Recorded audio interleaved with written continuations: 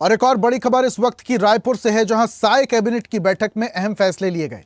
Deputy CM Arun Sao ने विस्तार से जानकारी दी है। धान खरीदी के संबंध में बैठक में अहम फैसले लिए गए। 15 नवंबर से 31 जनवरी तक धान की खरीदी होगी। तारीख डिसाइड हो चुकी है। 25 लाख किसानों से 2100 रुपए प्रति क्विंटल धान खरीदा जाएगा। किसान 31 अक्टूबर तक अपना पंजीयन करा सकते हैं। ई-KYC एड्रेस्टिक पोर्टल को अनिवार्य किया गया है। टोकन तुहर हाथ ऐप के माध्यम से किसान ले सकेंगे। वास्तविक किसानों से धान खरीदी सुनिश्चित करने बायोमेट्रिक तरीका भी अपनाया जाएगा। धान खरीदी की तैयारी के लिए समितियों को निर्देश दिए गए।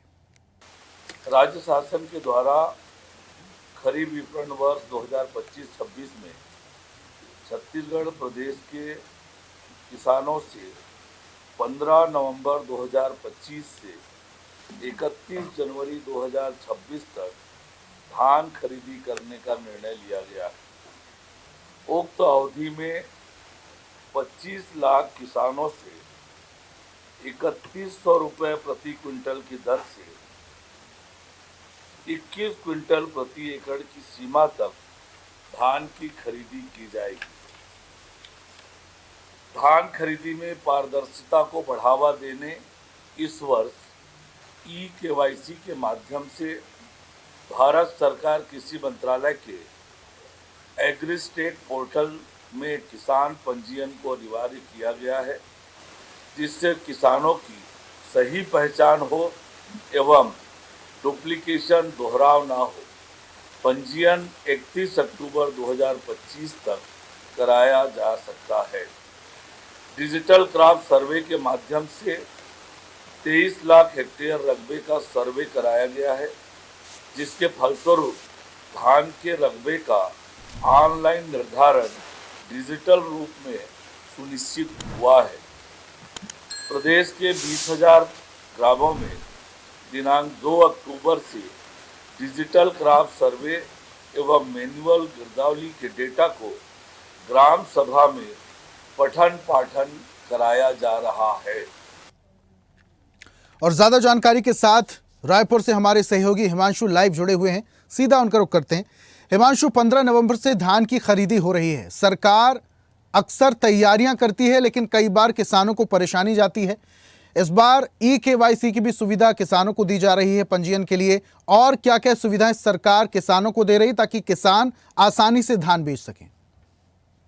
देखिए ऋषभ, जिस तरह से 15 नवंबर से जो धान खरीदी की शुरुआत छत्तीसगढ़ में होने जा रही है और पूरे जो है 30 जनवरी तक जो धान खरीदी है वो चलेगा, लेकिन 31 जनवरी तक धान खरीदी जो है चलेगा। इसके लिए किसानों को सरकार जो है आज कैबिनेट ने फैसला लिया है। तरह तरह के जो सुविधाएं देने की प्रयास सरकार के द्वारा की गई, ताकि किसानों को ज्यादा चिंतित ना होना पड़े, ज्यादा परेशान ना होना पड़े। जिस तरह से बात करी जाए टोकन सिस्टम को लेकर, पिछले साल सरकार ने टोकन सिस्टम की शुरुआत जिस तरह से की थी, उसमें उस समय भी ऑनलाइन की शुरुआत की थी, लेकिन कई अवस्था की स्थिति बनी थी। किसान काफी चिंतित नजर आए थे।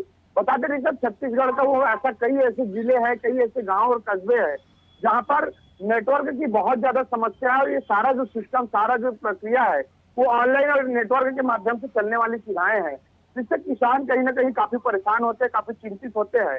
बात करी जाए राज्यों की तस्करी को लेकर, तो जिस तरह से धान तस्करी को रोकने के लिए अलग अलग चेक पॉइंट की संख्या वो बढ़ाई जाएगी।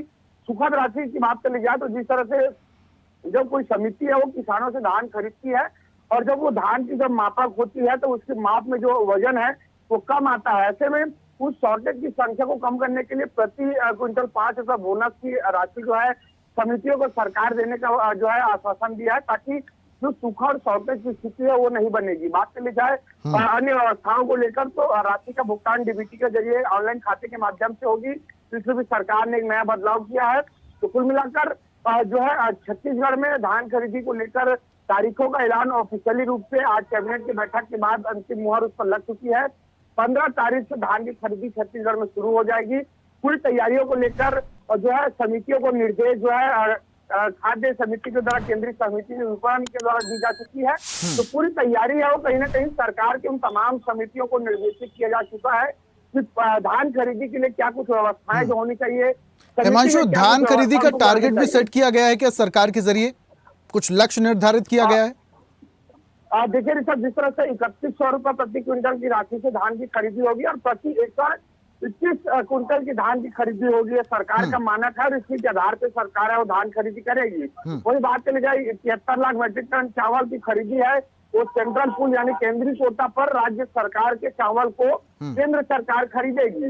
उसके बाद जिस तरह से बचत की चावल होगी, क्योंकि जिस तरह से छत्तीसगढ़ में धान की राशि बढ़ी है, समर्थन मूल्य का जब ये मामला जब सामने आया तो कई ऐसे बंजर भूमि पर भी अब किसान है और ज्यादा से ज्यादा फसल उपजाने की प्रक्रिया शुरू कर चुके हैं, ज्यादा उत्पादन की संख्या बढ़ चुकी है।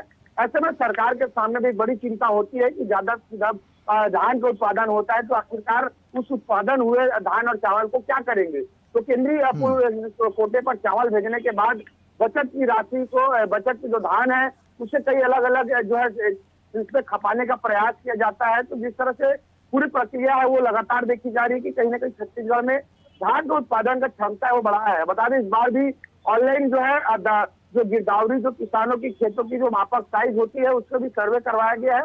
उस सर्वे के आधार पर जो गिरदावरी की जो रिपोर्ट ऑनलाइन जो डाटाबेस है उस ऑनलाइन डाटाबेस के आधार पर किसानों से धान की खरीदी होगी थी।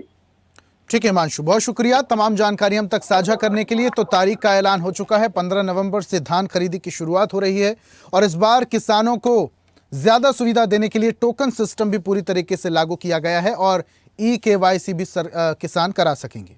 और ऐसी ही ताजा खबरों के लिए लाइक, फॉलो और यूट्यूब पर सब्सक्राइब कर बेल आइकन जरूर दबाइए और हर अपडेट के लिए विजिट कीजिए स्वदेशलाइव.com।